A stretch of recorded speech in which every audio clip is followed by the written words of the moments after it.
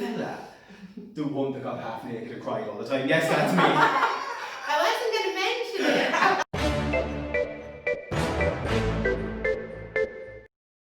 Hi guys, look who's here. It's Paddy. Hey everyone.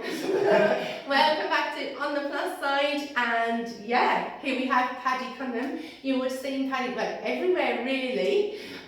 You gave a brilliant talk at Hyman's Got Curves for us 2 years ago, and I mean the messages and feedback we got from people was just like, I really needed to hear that. Yes, I really good. needed. So you're in Galway. I love Galway. I absolutely love Galway. Unfortunately, I get down here quite a bit. But it's one of my favourite places in Ireland. Good. It actually is. Did you have to say that? No, honestly, obviously Sligo is my favourite. Sligo. I actually happen to love Sligo as well. I love it's Strand Beach. Strand Hill. Strand Hill, where all the surfers are. Yes. Yeah, we've spent many a time there with the kids watching the sun go down and surfing. Yeah, it's class. We keep on saying we'll bring hot chocolate, but we never do. Yeah, and so like sometimes I bring out mum and dad's holiday caravan that they have, and bring it out to Strand Hill right across the point of that, and it's just like, brilliant.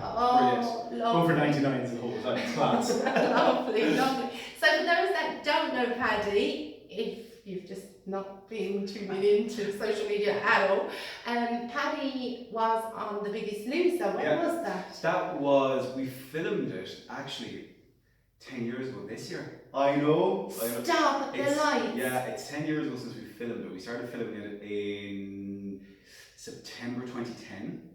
And that filmed until the middle of November, and then we spent at home, and it started airing in January 2011. So wow. Mental. I just still be amazed though when people say, "Are you that fella?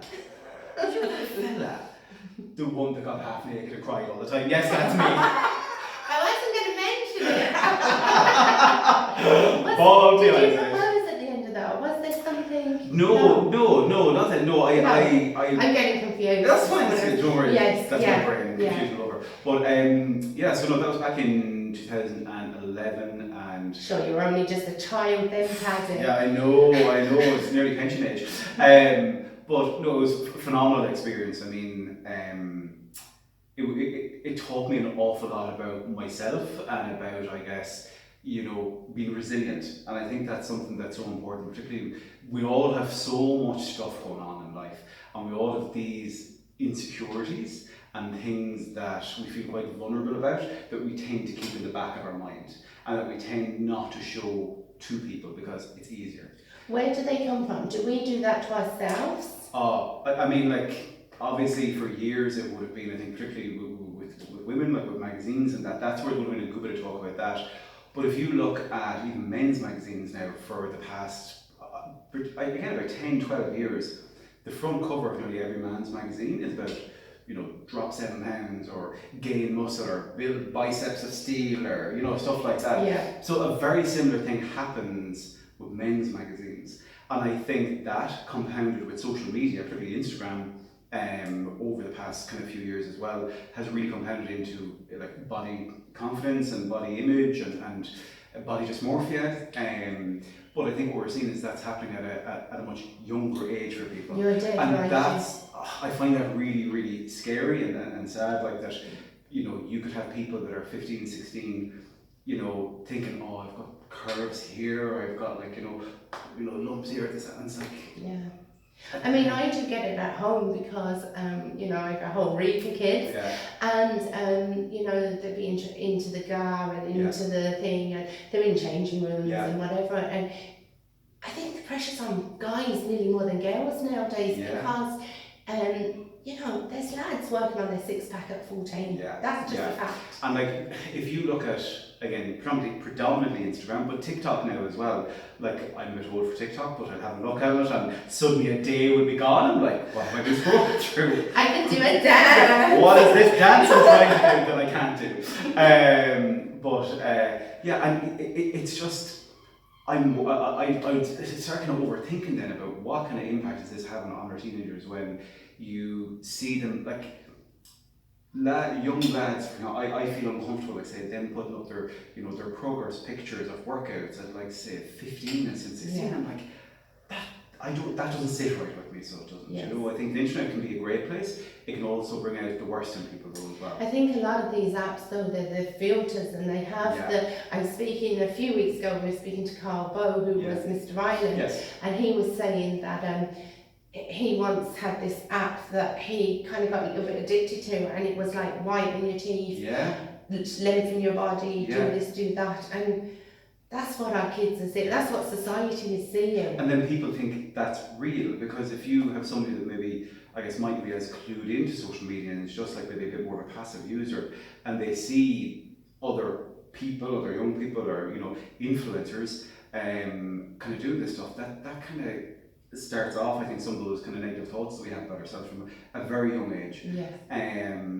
And that's scary. That's very, very scary. I think it's, you know, there's been a lot of talk about like how does Facebook and Instagram and Snapchat and all these people kind of patrol that, but there's nothing tangible happening. Like I would have seen multiple times. I'm like an avid user of reporting things on social media. If I see something, I'm like, oh, that doesn't sit right with me, I'm going to report it, like comments or pictures or stuff like that.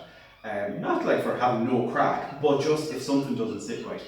And I would say 90% of the time it comes back, this does not violate our terms of use. Yeah, because you're not physically doing this, or you're not. But I think there is a huge social responsibility on all of us. I think schools in particular, there's probably a piece there that can be done about social media, as it is such a huge part of our lives now. Like it should be part of education almost. What's happened is we're still in the honeymoon phase, or we're just coming out of it, I feel.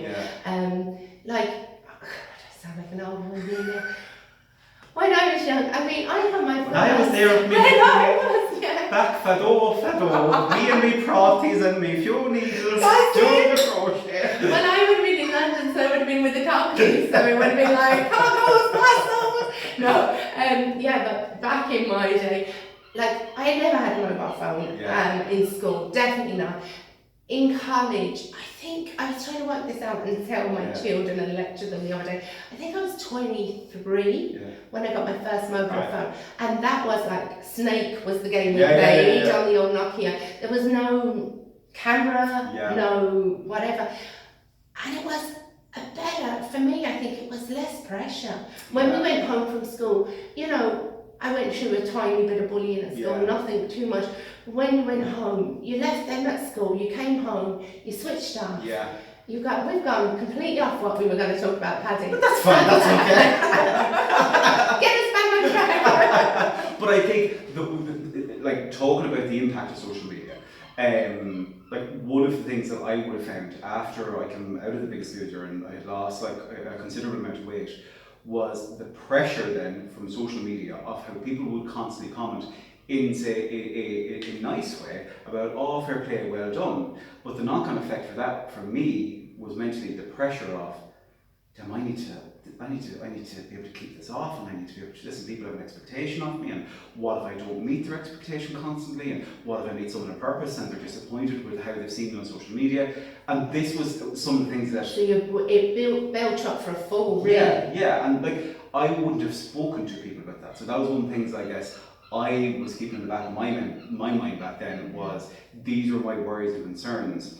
What would help, because I see lots of people, they're on a weight loss journey, for example, they'll put up their before and after picture. Now when I look at them and I want to comment, because I think fair dues to you, you know, I do often comment things like, and I genuinely mean this, I'd be like, you're stunning before and you're stunning now, and it's great to see you happier. Absolutely, I think... Does that ease it a bit? Yeah, I think we can all get caught up with the glamorous before and afters, and I think there's, as we mentioned, there's all these kind of filters and all this kind of stuff that can change things. Is one side of it, but in terms of wording and language, like, I would love when, say, people comment more so about, I love the determination that you showed, or I love the resilience that you showed, because for me that's one of the things I'm so passionate about, is that no matter what kind of happens or how many attempts you've done, like for me it's weight loss, the never-ending kind of attempts, but it can be anything in life, whether that is learning to get your driving license, or whether that's going for your dream job or a course in college or whatever. Do not give up, because, and I know that is so much easier said than done, But over the years, it's the one thing that I've tried to stay true to is that, look, no matter what I'm going to try, I'll give it a go. If it doesn't work so well, the next attempt will be a more experienced attempt. So do you think that that's kind of an Irish culture? I know my cousins in America, I have a lot of cousins in America, they seem to collect failure. They like have a whole armour belt of all the times they've failed and been told no, and they collect it as their toolkit to, you know, change things to make it happen. Yeah. Here we're kind of scared of failure, would you agree? Or? Yeah, I think, again, probably comes a lot from when we're younger and exams and stuff in school and that. I think there's so much emphasis put on, did you pass or fail? How many points did you get? Yeah. Exactly. Like I can remember how many points I got in my Leavens, right? It's been irrelevant to the rest of my life. But I think so from or even before that, like from like sports or games or stuff in school and that, it's like, oh, who won, and you know, winning and that kind of drive is good, but that kind of sense of failure again, and the idea that failure can be bad and is a negative thing comes, I think, from a very young age. Whereas I think, you know, failure can be fantastic. Because that's where you learn, do you know what, I tried that, so I know next time that's not going to work for me.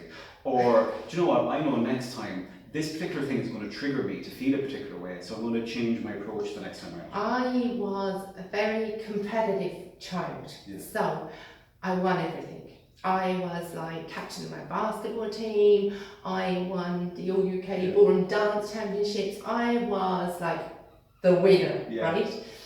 The first time I didn't win, I didn't know what to do. I'll be honest, I think I was 40. The first time I actually done something in my life, which I don't know why I've got through life so, you know, winning. But I was just like, oh my God. And I was just like, and then I just thought about it for 2 seconds. I had this real, like a panic, and then I was like, and then I burst out laughing, and I was just like, oh, it's not too bad. This is what it feels like. Do you know? Totally. But it was.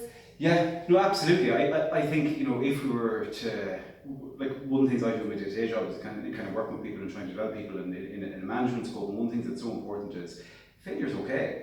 Don't be afraid of failure. I much more admire the fact that you're willing to take a risk, or you're willing to give something a go, or that you're willing to stand up, dust yourself down, and say, you know what, I'm going to give it another go. It's how you get that up. Is the most important thing, and that kind of that spirit of, I'm going to keep chipping away at this. I'm not going to give up on it. And I'd say for me over the years, that's been kind of dealing with trying to, you know, understand my own kind of relationship with food, with my body, and weight and that.